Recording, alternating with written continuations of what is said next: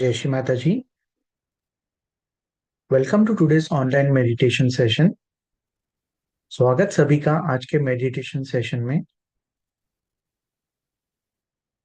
श्री माता जी को नमन करते हुए अपनी कुंडलिनी चढ़ाकर बंधन लेंगे।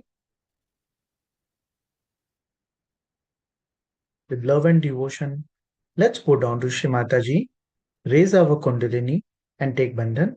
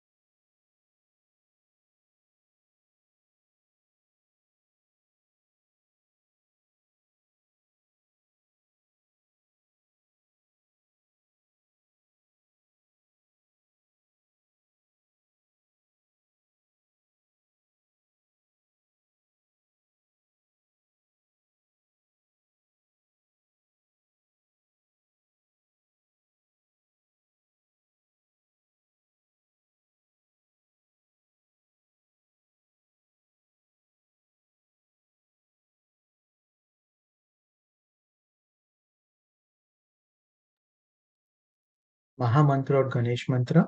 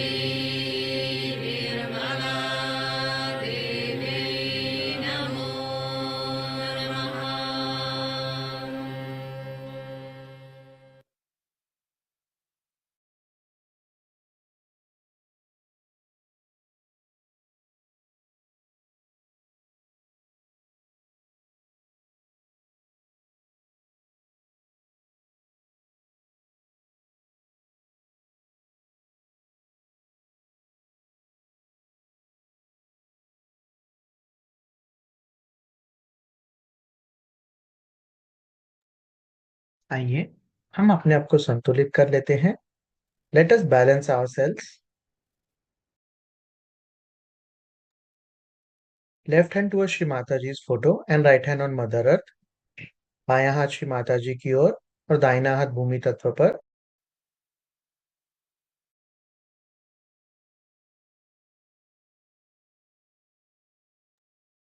श्री माता जी से प्रार्थना करेंगे, श्री माता जी कृपा करके हमारे बाएं नाड़ी को शुद्ध कीजिए। Mother, please cleanse my left channel.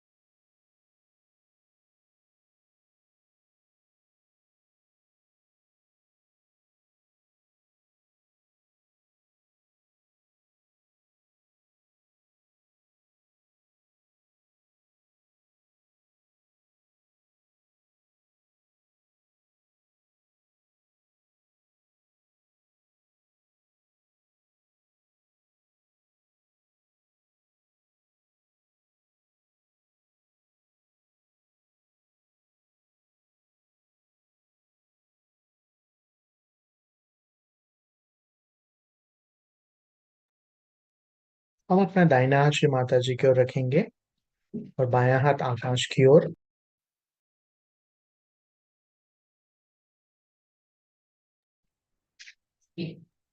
Shri Mata जी से प्रार्थना करेंगे, श्री माता जी हमारे दाएं नाड़ी को निर्मल कीजिए।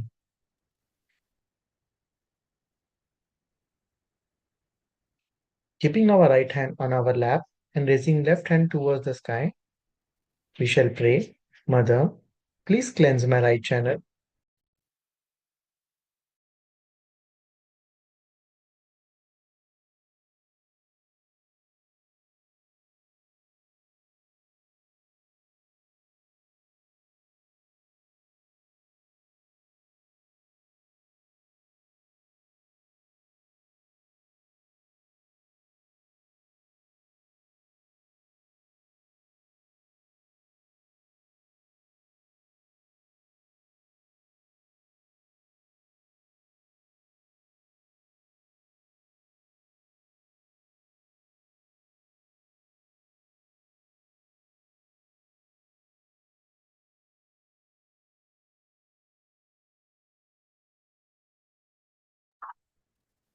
अब अपने दोनों हाथ श्री माता जी की ओर,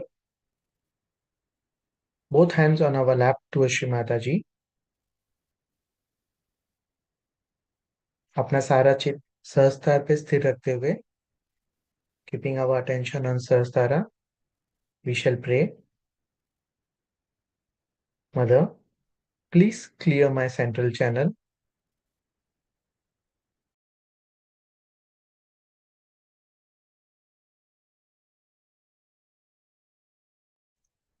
श्री माता जी कृपा करके हमें गुणातीत बना दीजिए।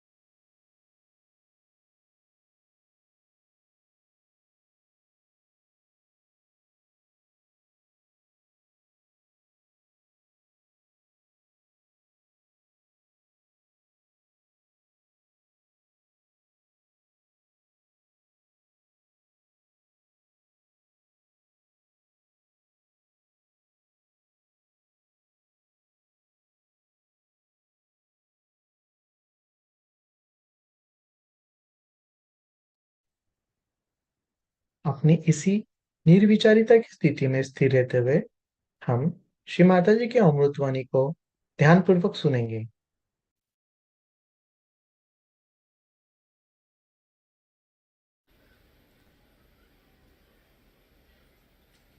I was overjoyed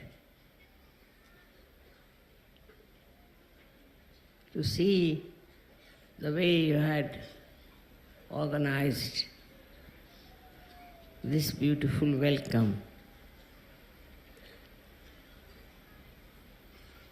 I must say that it's your love which finds all kind of expressions of enjoying Sahaja. I really can't understand how these unique ideas come to your heads and you represent the different countries from where you have come. I wish you carry these flags back to your own country and tell them the message that the time has come for our resurrection, that we have to rise. We have to rise above this human level to a higher level of existence. And if that happens,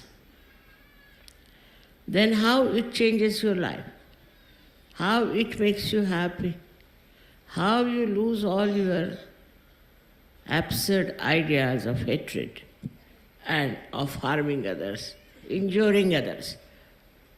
All this kind of ideas which have worked out to give some sort of a sadistic pleasure to many people, and they have enjoyed the way they want to destroy the joy of others, the happiness of others. To maintain the happiness, I know, you being Sahajogis, you have to bear a lot, tolerate a lot of nonsense. You have already done it. And gradually, once Sahaja is established in your own countries as something that is so beautiful, so very pure, so very important, that all others in your countries also will try to follow that path which you have crossed over. Only your lives are the ones which will reflect the beauty of your inner being and of Sahaja. I told you yesterday what was missing in the human awareness, and that the attention was not on the spirit. But when it is on the spirit, what happens to you? Firstly, you become, according to Sanskrit words, gunatit. You go beyond all the three gunas. That means you are no more a person who is tamoguni, means the one who has got all kinds of desires of self-indulgence. Your attention moves from there to the second style where you are rajoguni, the right-sidedness. You want to do something, want to show something, you want to become something, you want to compete with others. All this struggle just disappears. Atit means beyond. Then sattva guna. That is also where you are seeking, where you see that what's wrong in this kind of extreme behavior. And you just hate that kind of life. And you want to get out of it, and then you start seeking. That also is finished. All the gunas are finished. So you become gunatit. It just happens when your attention goes to your spirit. Because now the attention is not on any one of your inherent, we can say, or conditioned qualities or of egoistical qualities. So you become a person who is beyond this. This is something very remarkable as far as for normal life, but for you it is not. It just happens. You just enjoy being yourself. You're no more concerned about your own conveniences, comforts, and petty things. But what happens is that you just go beyond all these three gunas which have been dominating you this way or that way.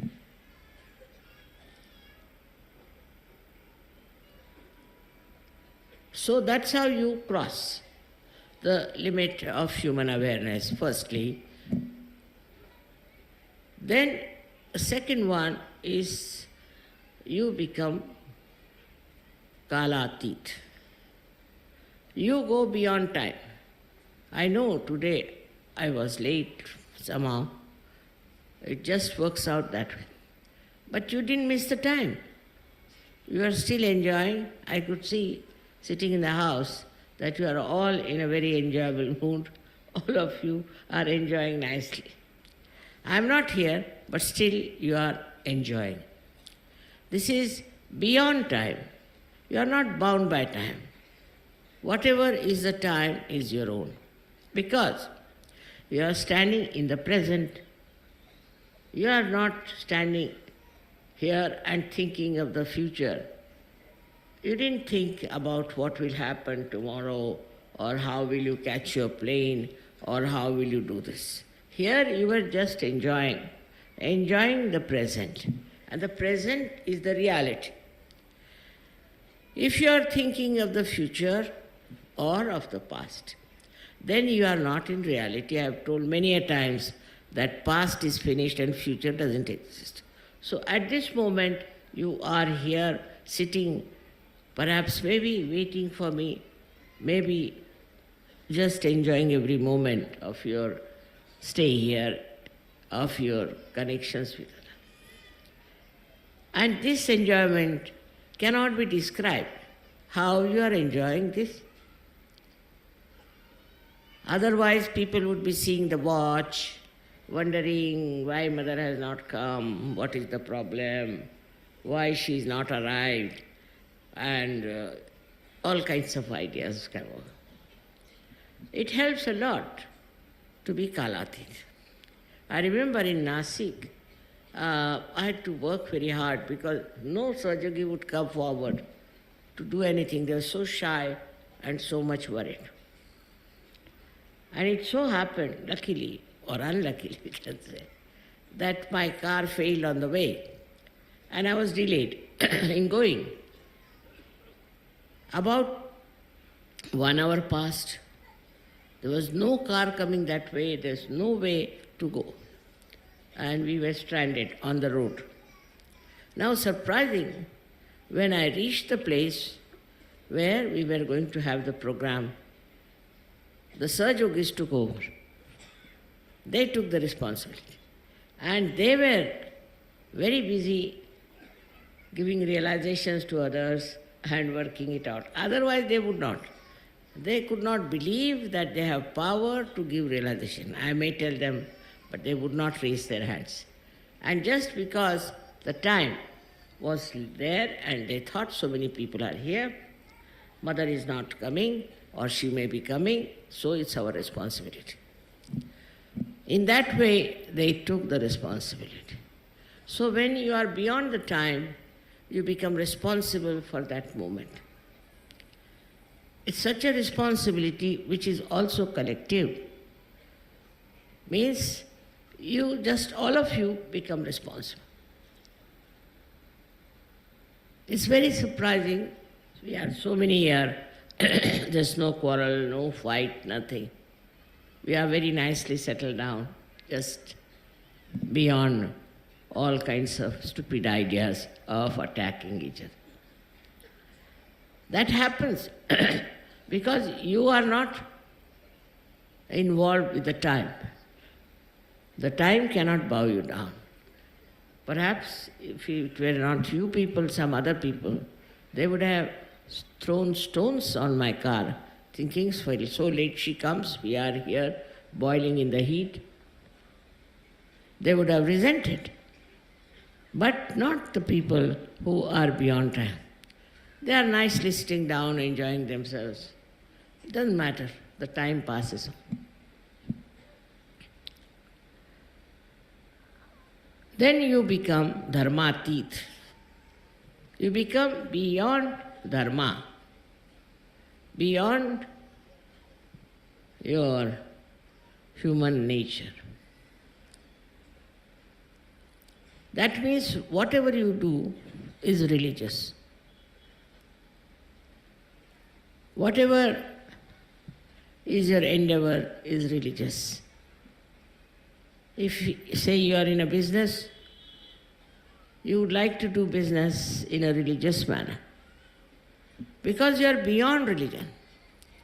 You are not bothered as to follow a particular pattern or ritual of any religion. But you are beyond it. Like people who are, not beyond religion, they must get up early in the morning. They are bound by their rituals and they pass through the rituals, and if one of the rituals is not done, they are very unhappy and shaken up. But not you. For you, you are always in dhyan, always in meditative mood. And anything goes wrong, you just jump into that awareness where you get the solution. And you are not disturbed at all when things go wrong. Like ritualistic nature makes you very constricted, very docile. Sometimes can be aggressive also. People with their ritualism trouble others a lot. Like one lady who was supposed to be our friend came to my house. So she said, I'm a vegetarian. I said, then, but I can't eat the food in which non-veg food has been cooked. I said, all right. So we'll have to get new utensils. So I went and bought new utensils for her. So she said that you have to be careful that even the spoon should not be used. So I had to go and get her for her spoon. Then she said tumblers, because people are taking food here who are eating non-veg food. So you better get us something which is absolutely new. So I had to incur all these problems. And then she was in the kitchen and she wouldn't allow our cook to cook anything for us. She said, first I will cook and then you can cook. And she made such a nuisance out of her that instead of being a guest, she became a pest.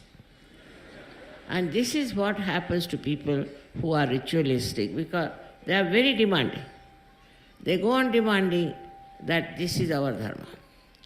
I know of another story, was told to me by somebody in Bombay. She said this lady who came to me as a guest because she was related to something very high up, she was worse than my great-great-great-grandmother. I said, really? He said, I can't understand that in India we have such people still living. She came here and she said, I cannot take water from the tap.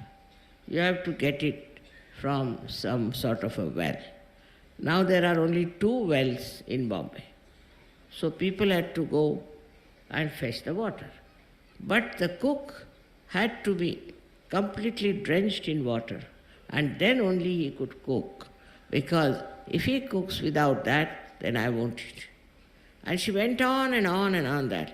And the cook got sick with pneumonia. Another cook came and he got flu, you see. This lady didn't mind. She said, no, that's my style. So she asked me, what should we do with such people, mother? I said, you should have asked her that we have this thing. If you like it, well and good. Otherwise, you don't eat. It's all right, good. Fasting is a very good thing.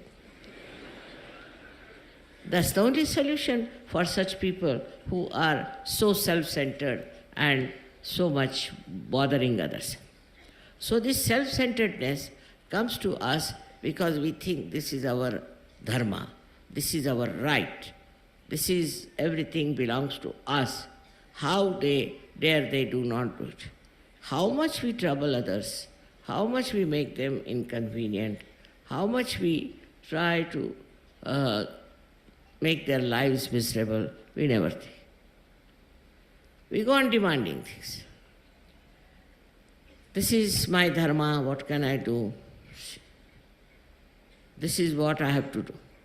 But it becomes such a conditioning of the mind that I have seen many cases in Sahaja Yoga who got conditioned like that. There was a lady, French lady, who came to Sahaja Yoga, and her mother was very ritualistic to begin with.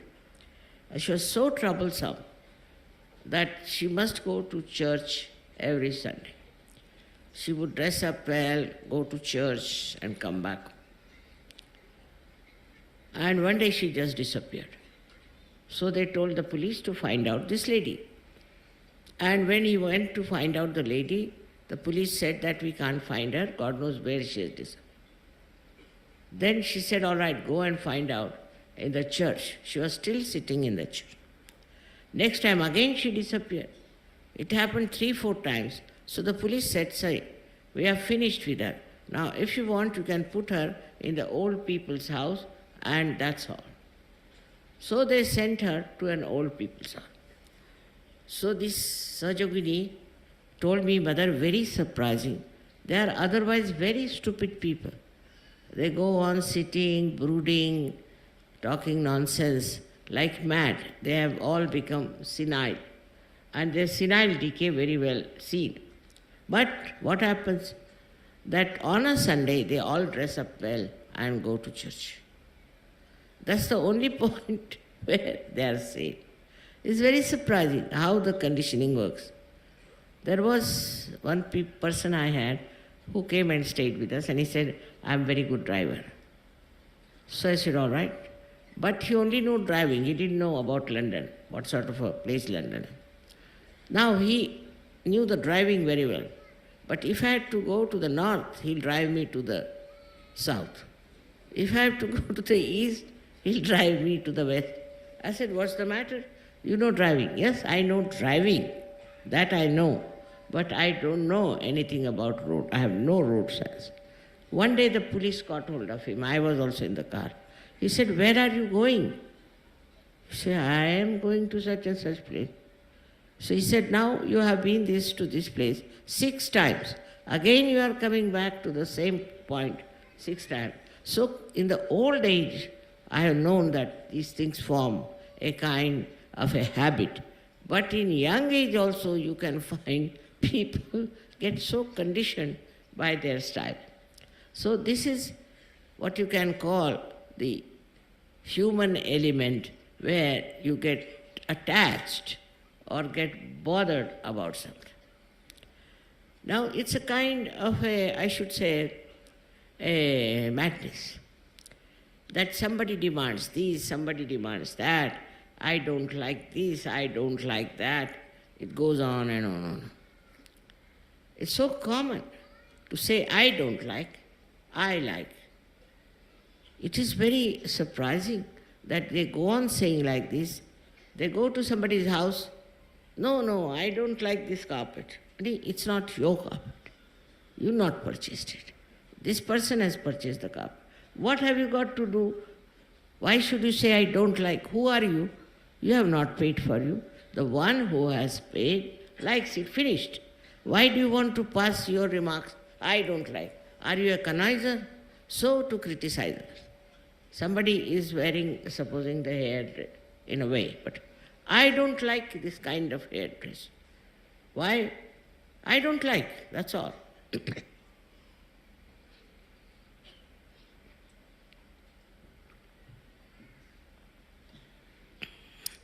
Then it goes from there to human beings and everyone. Who are you to like or dislike? What is your position? Why should you say, I like or don't like? But it's very common, especially in the West, to pass such remarks. I don't like.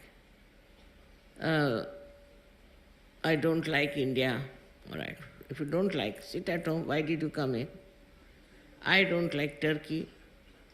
Why? Because if supposing anybody is wearing a long skirt, they'll say, no, I don't like, because it is Turkish. So you should only wear short skirts. We don't like short skirts, supposing. But one should not say that, I don't like it, because it hurts people. It takes away the pride of the person. Now when you are in Sahaja Yoga, you must know that you are not normal human being, according to the normal standards. You are above them. Your likes and dislikes are different from them. And your whole attitude has changed. Sometimes you are just like children, I've seen. You talk like small little children, very innocently. And sometimes you talk very profound things. Now, this is unknown to people who are supposed to be normal. Because normal people, they are so bombastic, all the time they go on saying, I. Kabira has said that when a goat is living, she goes on saying, meh, means I. But when she's dead and her intestines are drawn into a kind of a wire for, we call dhunak, means with which they separate the seeds from the cotton, that time what she says, tu hi, you are. You are everything.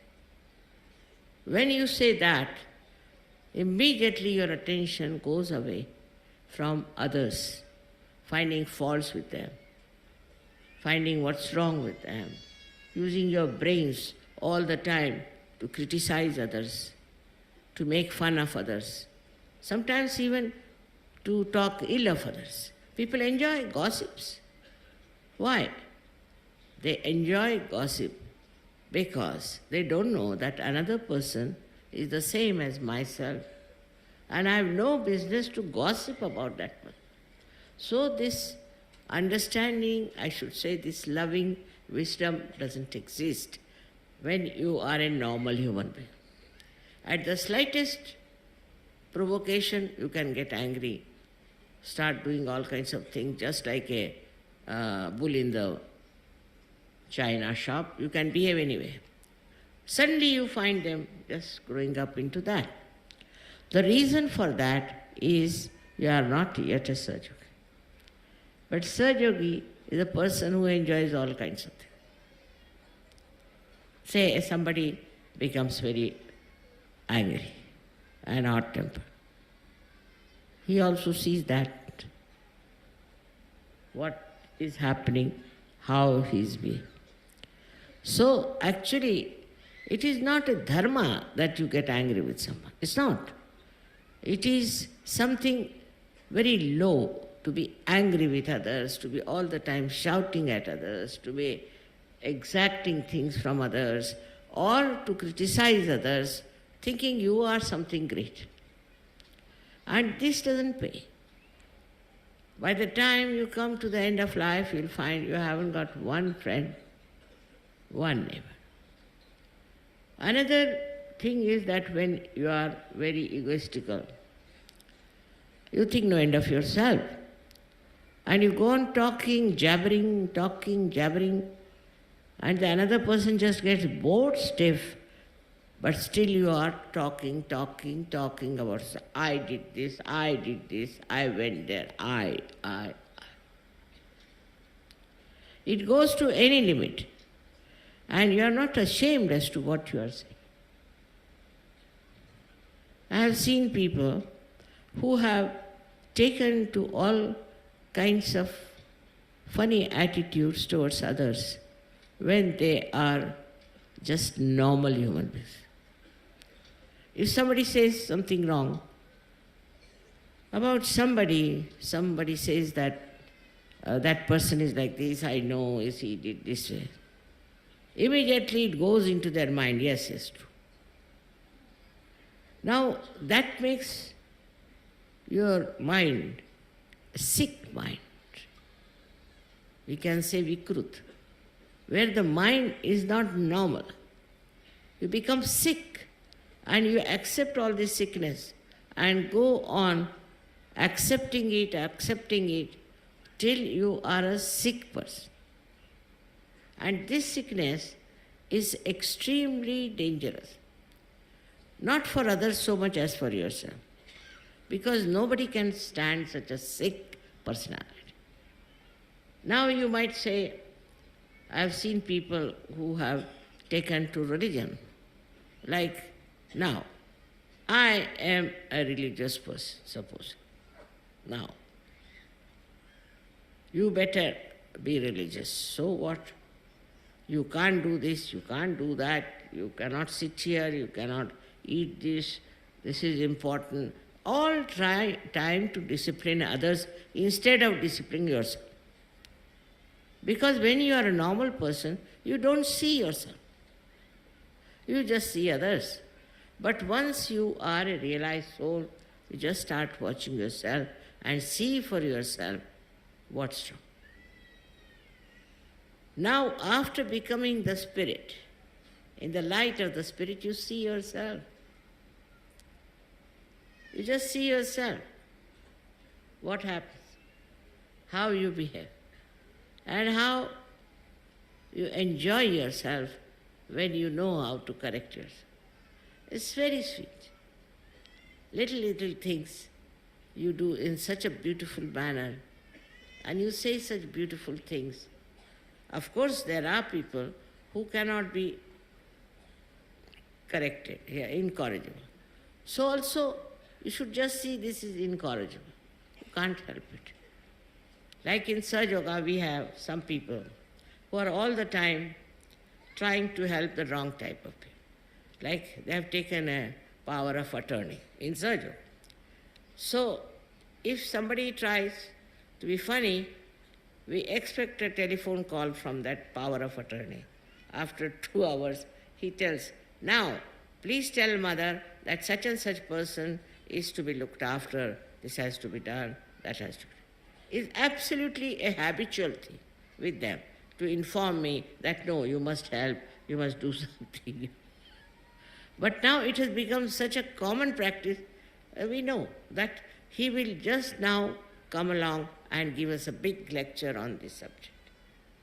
So, you see, it's a nature of a human being which has been going through the different types of complications in life. Also born with some genes or something, that he is not a very normal person, though we say normal. Because the way he reacts, the reaction that he shows, is very absurd. There's no need for anybody to telephone to me to tell me that, you see, this man is such and such, you better look after. Unnecessarily to interfere with others' affairs when you have no authority, when you have nothing to do with that person. All sorts of, I can tell you, designs are there that has been made into the minds of human beings. And these designs all disappear. Just disappear. I don't know how they get all these designs, from where they get it. Maybe their country, maybe their family, maybe their genes, whatever you may say. All this disappears, even your genes change. That is what is Sahaja Yoga. Where you become the spirit, everything changes. And what happens to you? That you become a person who knows what is joy, who enjoys joy, who enjoys existence, who gives joy to others, makes others happy, all the time thinks how to make others. Just it happens. Though you are brought up the same way as others are, though you are being educated the same way maybe, but all that disappears and you become a wise, beautiful, joyous person.